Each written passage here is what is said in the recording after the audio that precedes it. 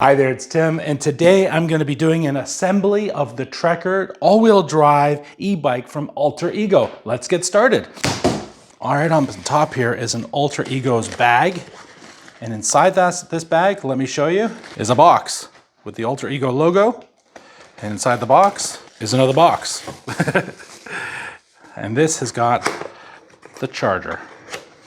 You're going to find inside here a 3-amp charger, with a very thank you, a user manual, and everything you need to get your e-bike charged up nicely. Also inside, we have some tools. We have a nice wrench, a little Allen key, keys, zip tie, and also 2 pedals, which we're gonna need a little bit later on. You will also notice that the pedals have a little L for the left and a little R for the right. All right, I'm just gonna lift this out. All right, so what we have now is it's been really well put together and protected. So we're gonna remove all the little zip ties and the front tire off the front here. And then we will reveal the bike. All righty, here are the handlebars. Oopsie. And revealing the forks up here. I'm gonna release, there are a couple of really thick zip ties here. I'm just gonna cut those off. 2 important things when you're putting the wheel on. Number 1, just make sure you don't trap. This is the power to the motor itself. And number 2, at the very bottom here, you can notice a little red piece of plastic. Is that orange? Orange. Scratch that, a little bit of orange plastic. Pull that out of the brake. They're basically just keeping the calipers apart. And so that when you slide the disc inside here, that's out of the way. You can get rid of that. And the last step before we put the wheel in is you're gonna wanna remove the plastic spacer that's left for during transport. Again, just garbage, put it to the side.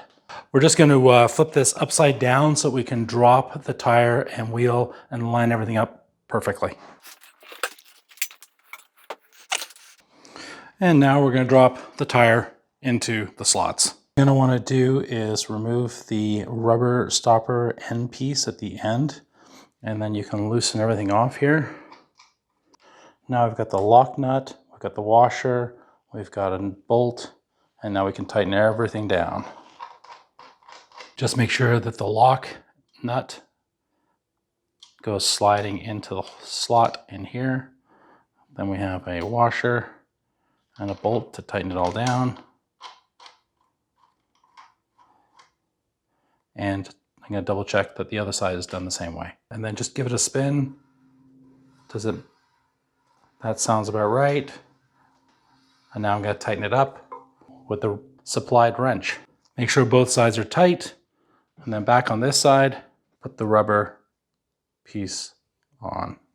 Now obviously I want it to go that way so that the wire goes up. And then we're going to connect the wire here into here.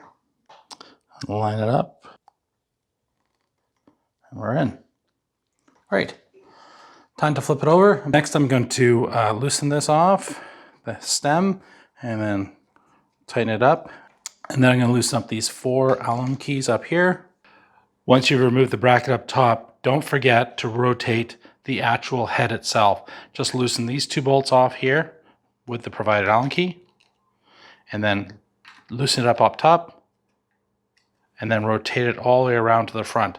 And just make sure before you mount anything that this is perfectly straight before you bolt it back down. Actual handlebars on. I'm going to make sure or ensure that it's nice and centered here. Put this clamp back on and just finger tight all 4 of them.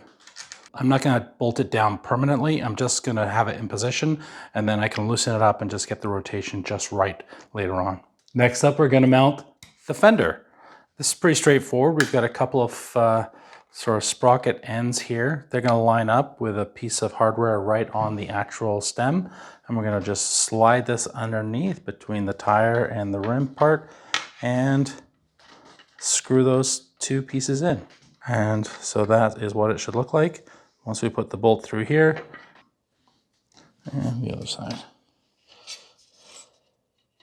Once you've got the 2 screws down on the posts, then you're going to take the light and mount it behind here and attach it through here with the provided screw and washer.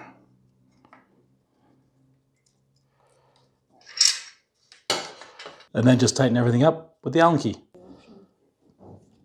Quick little zip tie just to make sure that the power to the front motor, that wire isn't going to get interfered with by the spokes and the wheel. Now we're just going to screw in the pedals, right and left. If you're not sure, right on the pedal itself is a little R for the right one. Take a 10mm socket wrench, loosen this up. Grab your Allen key, loosen this one up.